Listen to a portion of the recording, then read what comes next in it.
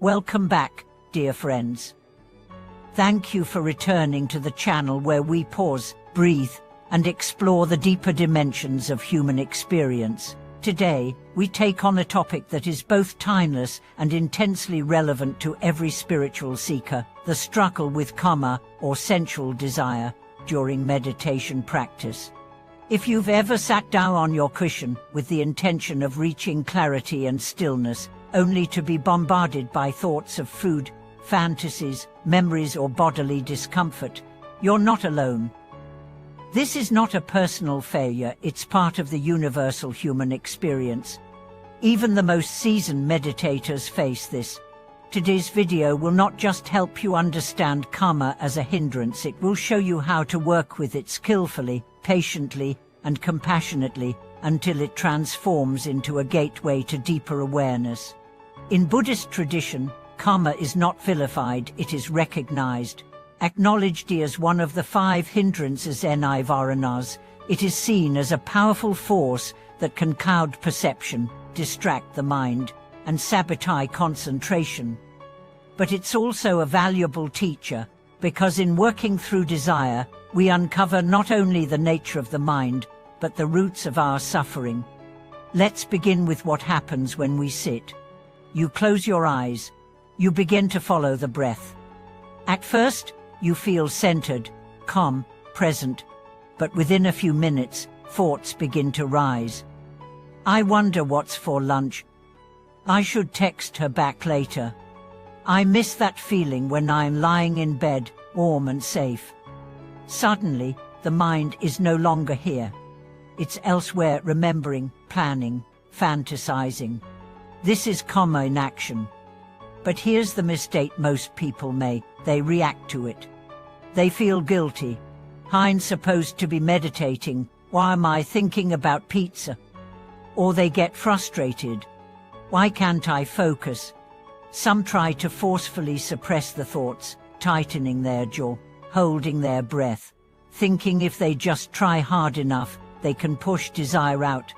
But suppression is not liberation, it's resistance. And resistance strengthens the very thing you're trying to overcome. The Buddhist path offers another way: not rejection, but recognition. Not suppression, but soft inquiry.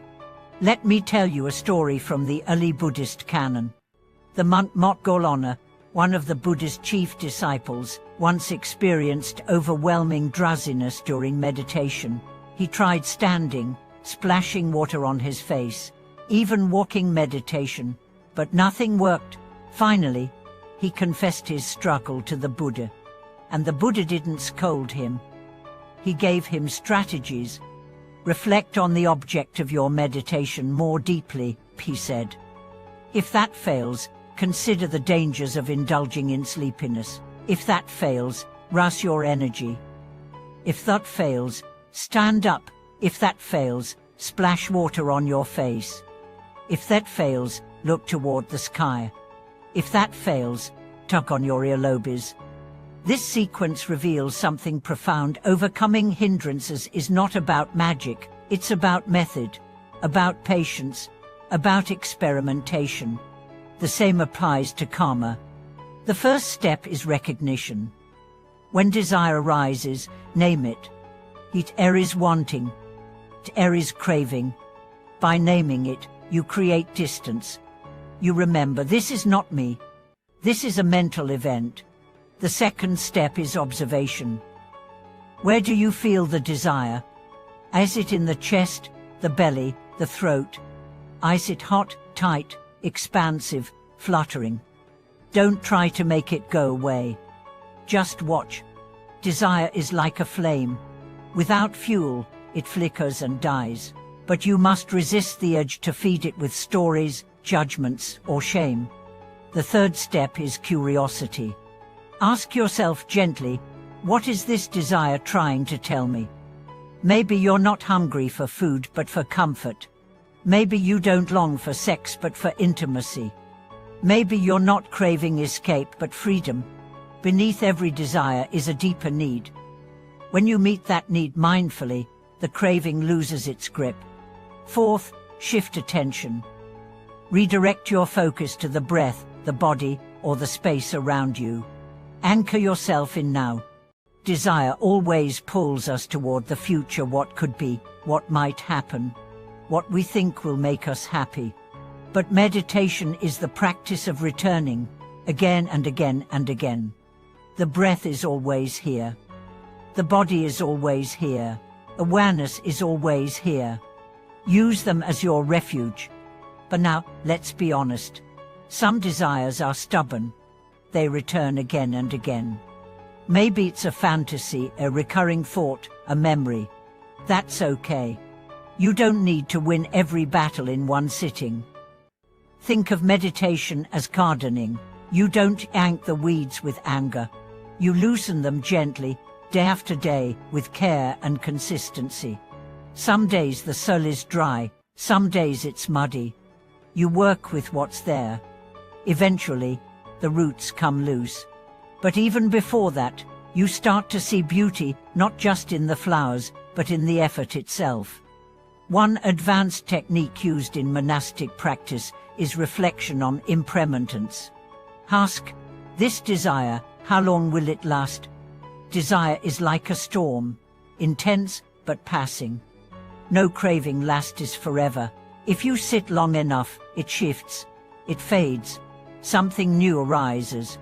And with each wave you witness without reacting, you grow stronger. You learn to trust your practice, to trust yourself. Let me share a personal insight. There was a period in my life when every meditation was invaded by thoughts of someone I loved deeply, not in a romantic way, but the longing was there. I thought, how can I meditate if this keeps happening? But I stayed with it. I let the thoughts come. I watched the images, the emotions, the yearning. I stopped trying to push it away. And slowly, something shifted. The desire softened, the clinging loosened. And underneath the wanting, I found something even more beautiful: compassion. For them, for myself, for the part of me that was learning to let go. This is the gift of karma when met with awareness. It becomes a mirror, a teacher, a path. Over time, you stop fearing desire. You begin to welcome it, not to indulge it, but to illuminate it. You begin to see how every craving, every fantasy, every urge is just another wave in the ocean of mind. And you are not the wave. You are the ocean. Still, deep, vast. So if you struggle with desire in meditation, know this: you are not failing. You are practicing. Every moment you return to the breath, every time you choose awareness over reactivity, you are strengthening your mind. You are walking the path the Buddha walked. And with time, with love, with presence, karma becomes just another cloud passing through the sky of your stillness. Thank you for watching this video. If this reflection spoke to something within you, please share your experience in the comments. You're not alone in this journey, and your voice might help someone else take one more breath, sit 1 minute longer, and trust the unfolding of their path. Don't forget to like, subscribe, and return for more teachings on navigating the spiritual life with grace, courage, and clarity. Until then, may your mind be steady, your breath be calm, and your heart be free.